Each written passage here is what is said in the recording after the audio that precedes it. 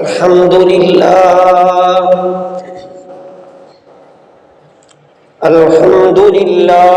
نحمده ونستعينه ونستغفره ونؤمن به ونتوكل عليه ونعوذ بالله من شرور أنفسنا ومن سيئات أعمالنا من يهده الله فلا مضل له ومن يضلله فلا هادي له ونشهد أن لا إله إلا الله وحده لا شريك له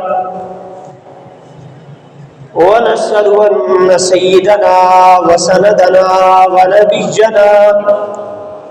ونبينا ومولانا محمدا عبده ورسوله أرسله الله إلى كافة للناس بشيرا ونذيرا وداعيا إلى الله بإذنه وسراجا منيرا أما بعد فأعوذ بالله من الشيطان الرجيم بسم الله الرحمن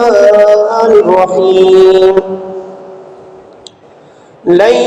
ينال الله لحومها ولا دماؤها ولكن يناله التقوى منكم كذلك سخرها لكم لتكبروا الله على ما هداكم وبشر المحسنين صدق الله مولانا العلي العظيم وصدق رسوله النبي الكريم ونحن على ذلك لمن الشاهدين والشاكرين والحمد لله رب العالمين. محترم سامعین، اللہ رب العزت نے ہمیں فضیلت والا دن بخشا اور اللہ رب العزت نے اس دن کو ہمارے لیے عید الاضحیٰ کا دن قرار دیا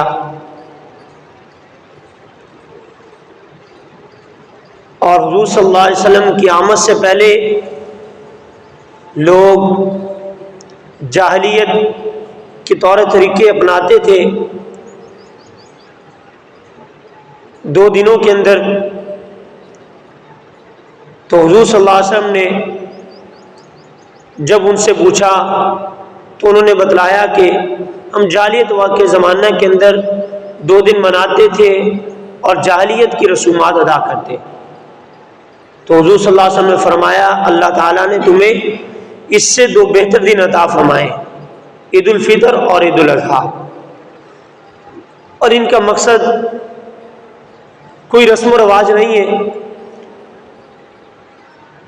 بلکہ یہ دن تو اللہ رب العزت کو یاد کرنے کے دن ہے. اور اللہ رب العزت نے ان 2 دنوں کو ایک مجاہدے کے بعد رکھا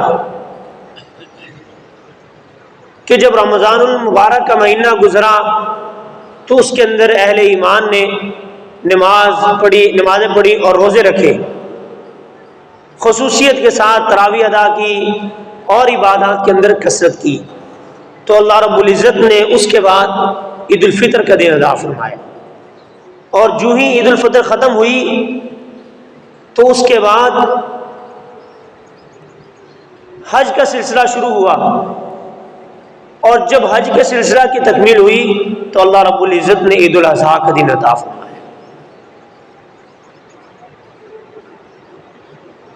اور اللہ رب العزت کی ذات جو ہے وہ بڑی کرم اور رحمت والی ذات ہے. عید الفطر کے دن تو ہمیں حکم فرمایا کہ تم صدقہ خیرات کرو، صدقہ فطر ادا کرو، اور جو نہیں ادا کرے گا تو اس کے لیے وعید بیان فرما دی۔ اور پھر عید الاضحیٰ کے دن ہمیں حکم فرمایا کہ اللہ کے راستہ کے اندر قربانی کرو۔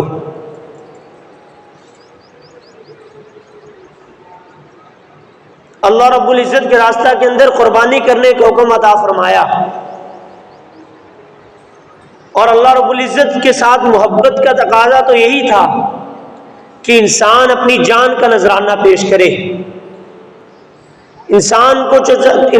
کو تو چاہیے تھا کہ جانور کی بجائے اپنی جان کا نذرانہ پیش کرے، لیکن اللہ رب العزت نے احسان کیا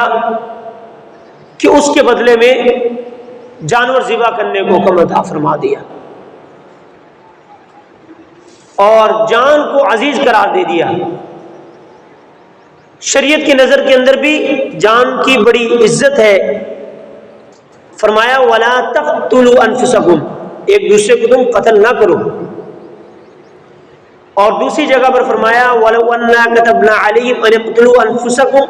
أَوِ اخْرِجُوا مِنْ دِيَارِكُمْ مَا فَعَلُوا إِلَّا قَلِيلٌ مِّنْهُمْ۔ فرمایا کہ اگر تم پر لکھ دیا جاتا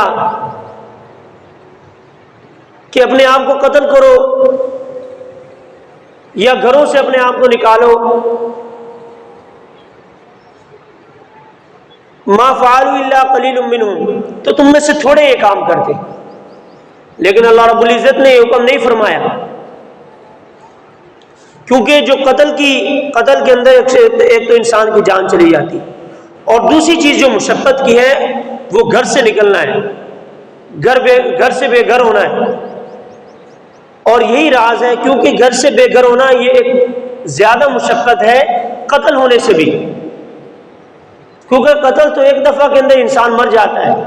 لیکن جو گھر سے بے گھر ہو جاتا ہے، گھر سے نکال دیا جاتا ہے، تو اس کی مشقت بہت زیادہ ہوتی ہے۔ اور یہی راز ہے کہ حضور صلی اللہ علیہ وسلم نے فرمایا کہ مجھے سب انبیاء سے زیادہ تکلیفیں پہنچائے گی، حالانکہ بہت سارے انبیاء کو قتل کیا گیا، شہید کیا گیا بہت سارے انبیاء کو، حضور صلی اللہ علیہ وسلم کو تو شہید نہیں کیا گیا، لیکن پھر بھی حضور صلی اللہ علیہ وسلم کیا فرماتے ہیں کہ مجھے سب سے زیادہ تکلیفیں پہنچائے گی، کیونکہ حضور صلی اللہ علیہ وسلم کو اذیت پہنچائے گی، حضور صلی اللہ علیہ وسلم کو مکہ سے نکالے گا، حضور صلی اللہ علیہ وسلم کو ہجرت کرنی پڑی، گھر بار چھوڑنا پڑا، یہ بہت ساری مصیبتیں ہیں، یہی مشقت ہے، اور اسی مشقت کی وجہ سے حضور صلی اللہ علیہ وسلم نے فرمایا کہ مجھے سب سے زیادہ اذیتیں دی گئی۔ تو اصل چیز تو اللہ رب العزت نے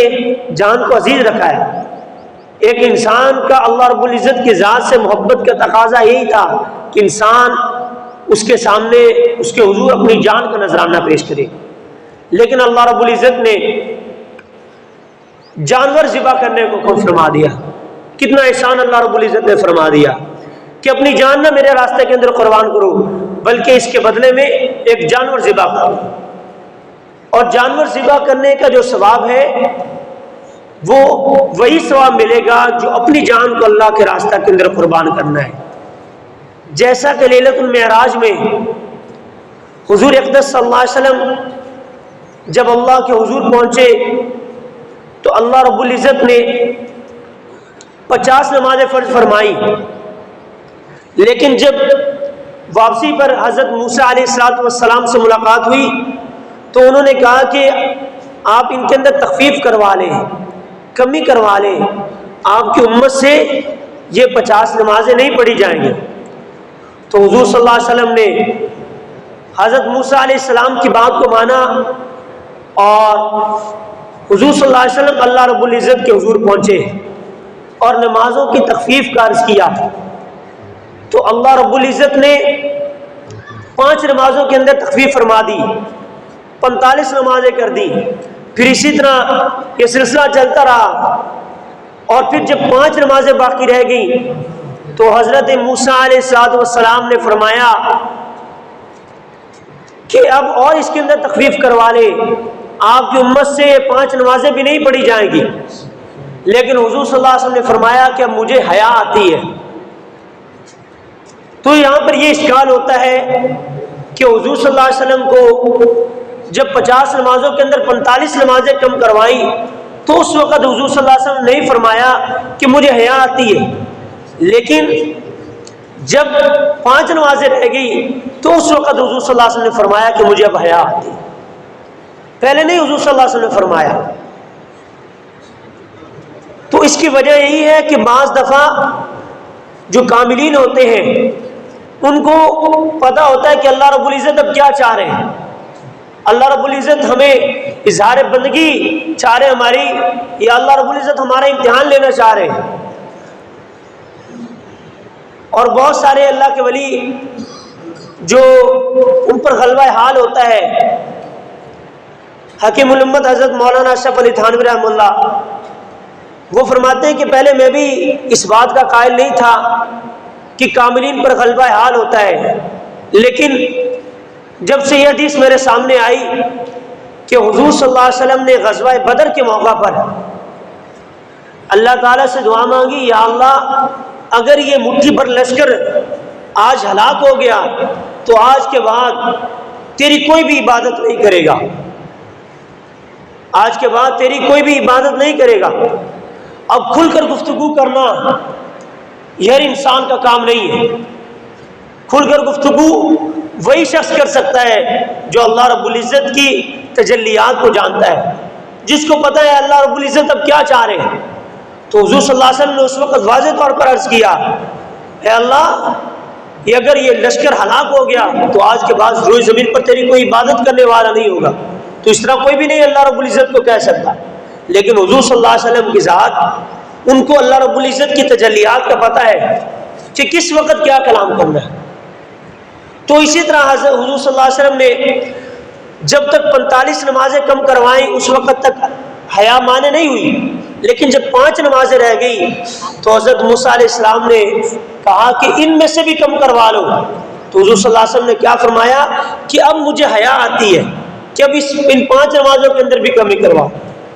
پہلے حیا نہیں فرمائی، لیکن جب 5 نمازیں رہیں گے تو اس وقت فرمایا، کیونکہ وہ اللہ رب العزت کو کی ذات کو، اللہ رب العزت کی تجلیات کو سمجھتے تھے کہ اب اللہ رب العزت کیا چاہ رہے ہیں۔ تو اس وقت اللہ رب العزت نے فرمایا کہ جو بندہ ان 5 نمازوں کو ادا کرے گا تو ان کو 50 نمازوں کا ثواب ملے گا۔ اور میرا ذوق تو یہ کہتا ہے کہ اللہ رب العزت نے اس وقت سے یہ قانون بنا دیا کہ ایک نیکی کا بدلہ 10 کے برابر ملتا ہے، اور قرآن کے اندر بھی بیان فرما دیا من جاء بالحسنۃ فلہ 10 امثالھا، جو ایک نیکی لائے گا تو اللہ رب العزت اس کے بدلے میں اس کو 10 نیکی عطا فرمائیں گے۔ اور یہی تک بھی بس نہیں فرمایا، یہ تو کم از کم درجہ ہے، اور پھر اس سے آگے بڑھا کر اللہ رب العزت کیا فرماتے ہیں، مثل الذین ينفقون اموالهم فی سبیل اللہ کمثل حبۃ انبتت 7 سنابل فی کل سنبلۃ 100 حبۃ واللہ یضاعف لمن یشاء واللہ واسع علیم۔ فرمایا کہ جو اللہ رب العزت کے راستہ کے اندر خرچ کرتے ہیں تو اس کی مثال جو ہے کمثل حبۃ، ایک دانے کی مثال ہے، انبتت 7 سنابل، تو اس میں سے 7 دانے نکلتے ہیں، 7 سٹے، 7 بالیاں نکلتی ہیں، اور ہر بالی کے اندر 100 دانے ہوتے ہیں۔ تو گویا کہ ایک نیکی پر اللہ رب العزت 700 تک اجر عطا فرماتے ہیں۔ اور پھر یہی تک بھی بس نہیں، فرمایا واللہ یضاعف لمن یشاء، اور جس کے لیے چاہتے ہیں کہ اس سے بھی بڑھا دیتے ہیں۔ تو یہ اللہ رب العزت کی عطا ہے۔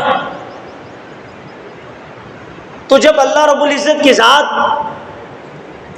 ایک نیکی پر 700 سے بھی بڑھا سکتے ہیں تو اللہ رب العزت کی ذات ہماری جان کے بدلے میں ایک جانور کا نذرانہ پیش کرنے پر اللہ رب العزت ہمیں اپنی جان قربان کرنے کا ثواب عطا فرماتے ہیں۔ جیسا کہ لیلۃ القدر میں اللہ رب العزت نے فرمایا کہ جو قدر کی رات ہے یہ 1000 مہینوں سے بہتر ہے۔ اب اللہ رب العزت نے 1000 مہینوں کے بارے میں فرمایا، 1000 مہینوں سے بہتر ہے، یہ اس سے مراد تقصیر ہے۔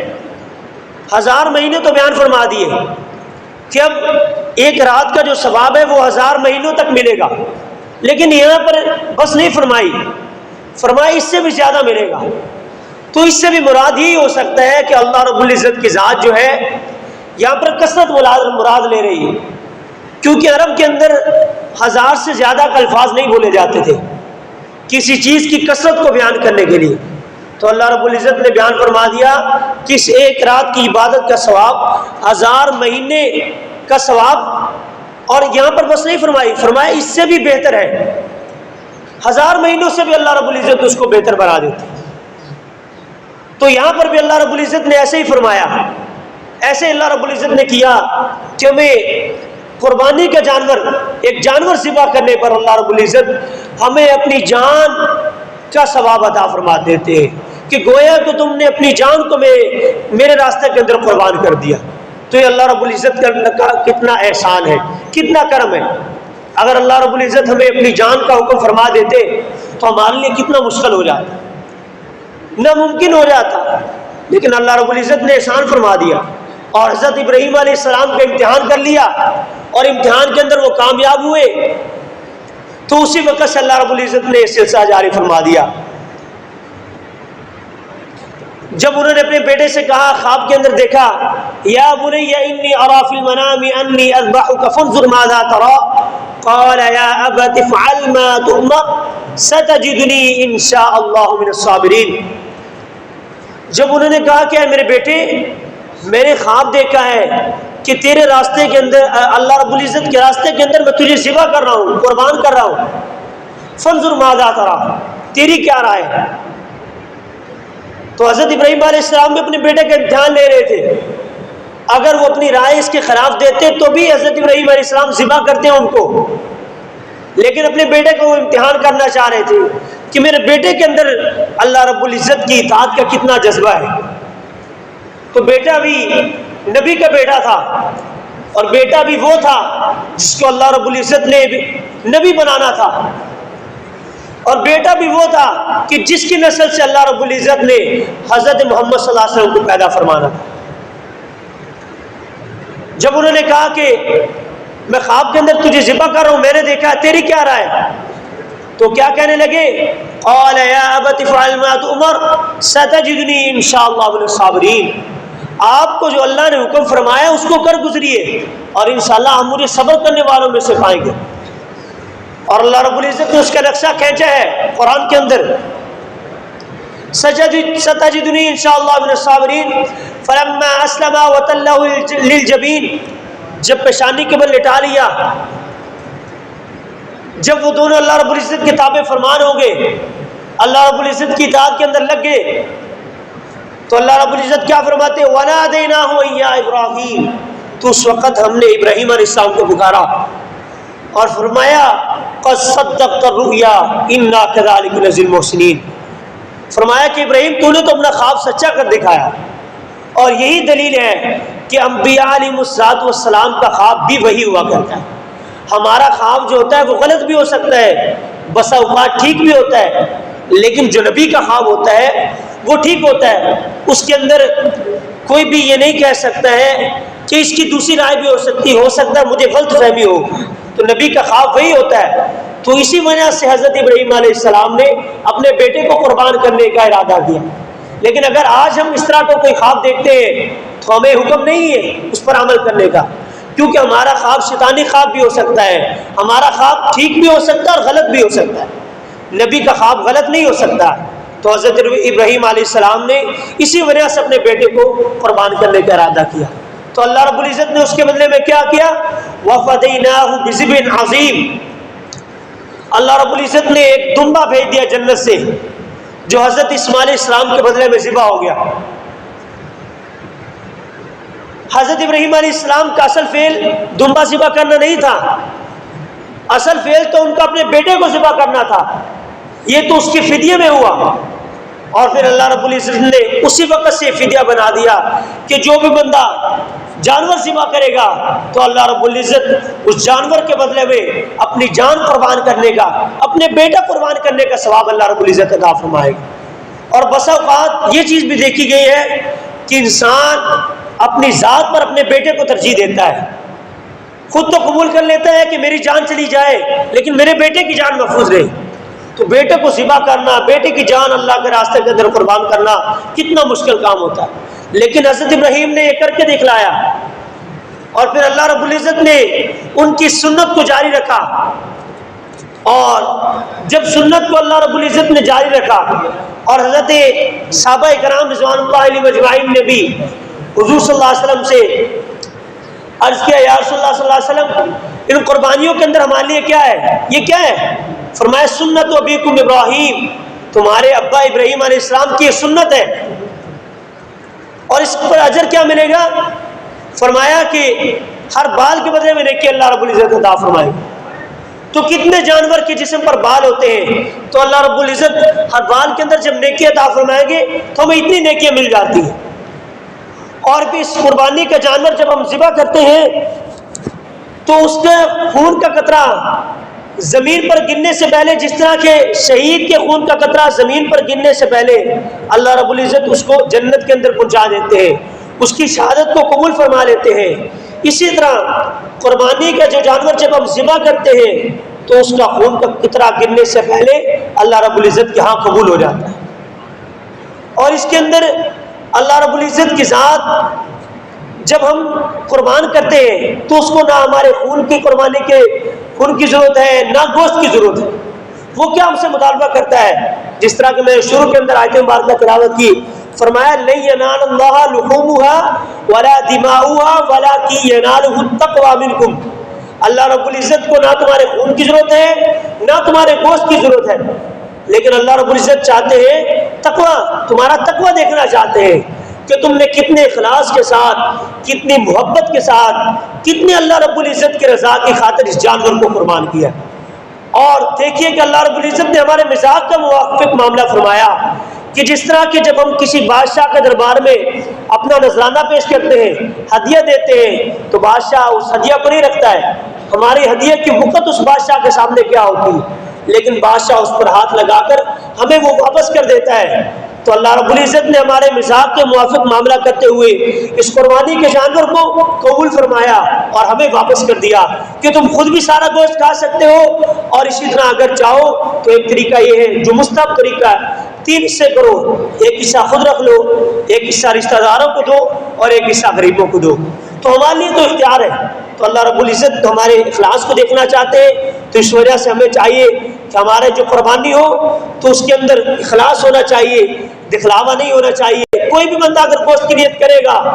تو اس کی اپنی قربانی بھی تباہ کرے گا اور جو حصہ دار ہیں ان کی بھی قربانی تباہ کرے گا۔ تو اس وجہ سے اللہ رب العزت کی رضا کی نیت کرنی چاہیے، گوشت کی نیت نہیں کرنی چاہیے، تاکہ ہماری بھی قربانی برباد نہ ہو اور ہمارے جو حصہ دار ہیں ان کی بھی قربانی برباد نہ ہو۔ دعا اللہ رب العزت سے جو کچھ کہا گیا ہے، سنا گیا، اللہ تعالیٰ ہم سب کو عمل کی توفیق عطا فرمائے۔ وآخر دعوانا الحمد للہ رب العالمین۔